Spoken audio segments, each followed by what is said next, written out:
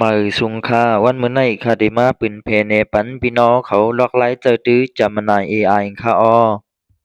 ลอกหลายเจ้าตื้อ Gemini AI นั้นง่ายๆกว่าค่ะ Gemini นั้นเป็น AI อัน Google เฮ็ดสร้างไว้เสียมันจัดการไล่ดังลีกเสียงแคบห่างพางและกดค่ะอ้อตอนตาเตๆเจ้าตื้อนั้นเจ้าเก่าจัดการไล่จอมหนังคักตอนภายเตอในค่ะ1. ลอกหลายเตเจ้าตื้อ How to access เจ้าเก่าเจ้าไล่2เส้นตั้งค่ะ ที่คอมพิวเตอร์เข้ากว่าที่เว็บไซต์ gemini.google.com เสีย sign in ด้วย Google Account Gmail ค่ะ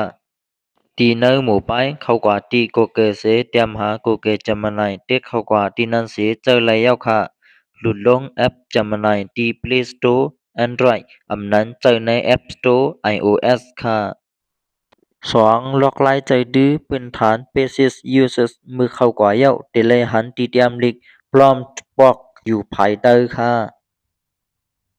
ถามข้อมูลเตรียมลิกถามสีก็ไล่เตรียมลิกใต้ก็จำมาไหนปองเจออยู่ค่ะกุ้ยกะโปรเตรียมลิกอังกฤษจำมาไหนตีตื้อหุ้นนำหรือสิเพื่อนค่ะ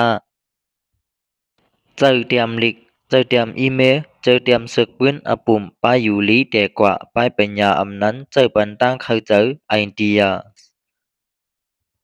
ส่งห่างฟังเจ้าเก่าไถห่างเสีส่งปันจำมาไหนว่าห่างในเปลี่ยนสังอำนั้นเนื้อห่างในเตรียมไว้สังในก็ไล่ค่ะ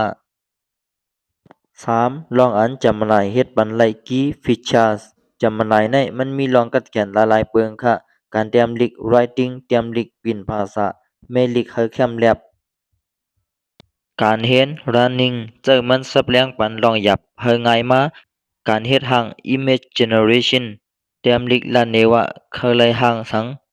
ตัวอย่างเตรียมห่างปันค่ะยิงเสาใต้ยิบไว้ปับลิกพังค่ะมันก็เตเฮ็ดโครงสร้างปันเฮาแคบห่างกำเหลียวค่ะอ้อการเสียงจำมันนายลาบเจ้าเก่าลัดความต่อจำมันนายไล่มือหนังเฮาค่ะละต่อกวนนั่นค่ะอ้อ4ข้อปันพัง important tips verify information จำมันนายก็มังปอกตั้งเตรียมพิษไหลอยู่ค่ะอ้อโหลขึ้นพื้นทัดแฟชเช็คข้อมูลจือเจอมันอยู่ค่ะอ้อ Privacy อย่าส่งข้อมูลลองส่วนตัวอันแลบดีอำลอดเพเหมือนหนังหมายลับพาสเวิร์ดอำนั้นลองเงินต้องปัน AI ค่ะ